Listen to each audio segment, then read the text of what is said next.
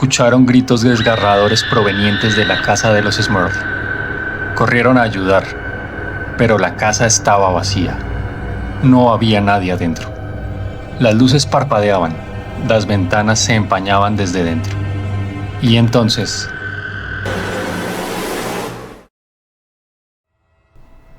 Para 1985, la historia de la familia Smurl ya no era solo un relato familiar.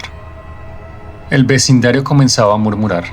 Quienes vivían cerca hablaban de gritos, de ruidos en medio de la noche, de luces encendiéndose solas.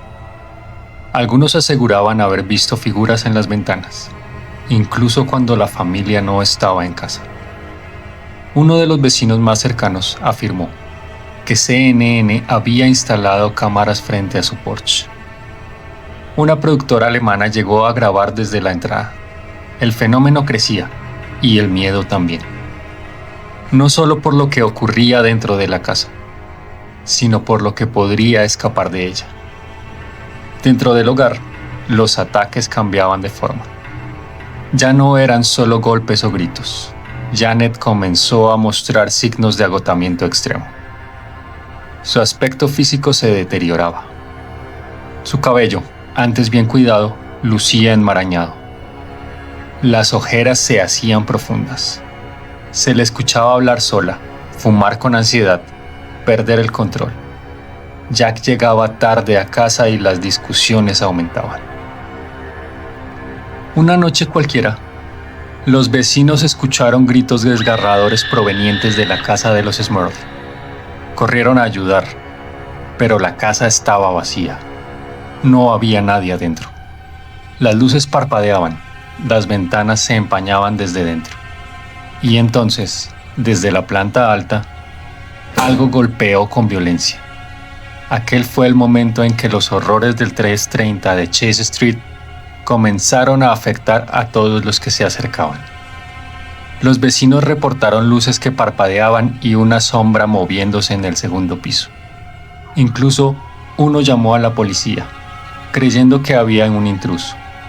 Cuando los oficiales llegaron, no había señales de entrada forzada, pero uno de ellos juró haber sentido una ráfaga helada al subir las escaleras.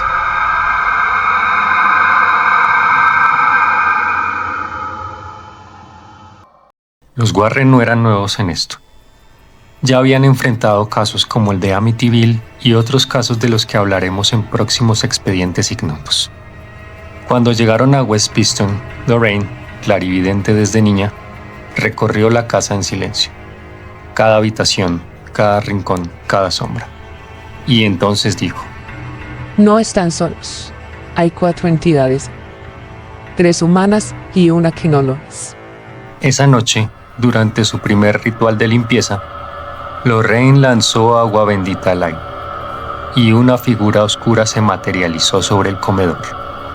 Jack, paralizado, alcanzó a murmurar: ¿Lo ven ustedes también? Ed Warren solo asintió y sacó su crucifijo.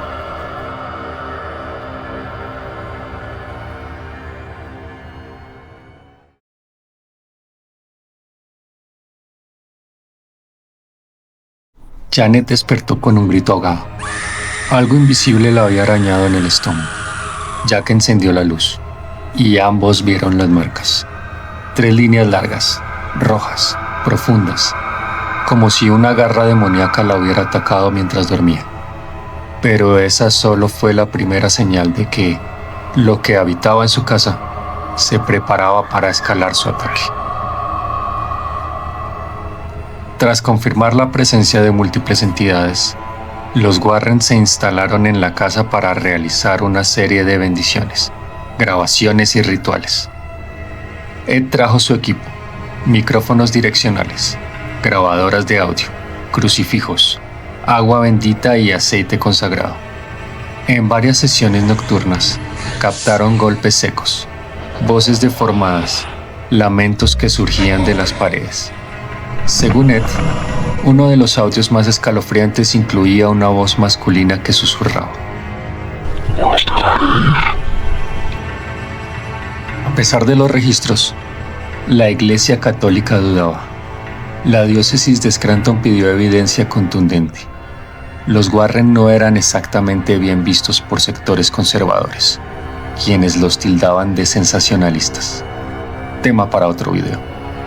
Mientras tanto, los Smurl seguían siendo atacados. Una de las hijas empezó a hablar dormida con una voz que no era suya. El perro se negaba a subir al segundo piso. Janet pasó horas llorando en la cocina sin recordar por qué. Finalmente, la iglesia aceptó enviar un sacerdote. Realizó una bendición general, pero no un exorcismo formal. Y los fenómenos continuaron. Los Warren trajeron a la casa un segundo clarividente. Ambos coincidieron, la presencia demoníaca era dominante. Estaba usando a los otros espíritus como carnada, como distracción. Su propósito: desgastar, dividir, destruir. Durante una de las sesiones, mientras rezaban el Padre Nuestro, un espejo explotó en la sala. Janet cayó al suelo, sangrando por la frente. Ed, firme, gritó: En el nombre de Cristo, retrocede. No se trataba ya de un caso de actividad paranormal. Era una guerra espiritual. Una casa atrapada en una batalla invisible, donde solo una de las partes conocía las reglas. Luego de varios episodios escalofriantes, en 1986, los Warren admitieron públicamente que no podían expulsar al demonio, que, por primera vez, habían enfrentado una fuerza que simplemente no cedía. Y mientras la familia seguía sufriendo, los medios llegaban por decenas. Cámaras, reporteros, curiosos. Algunos incluso lanzaban piedras a las ventanas, acabando con la poca paz que los Smurl aún tenían.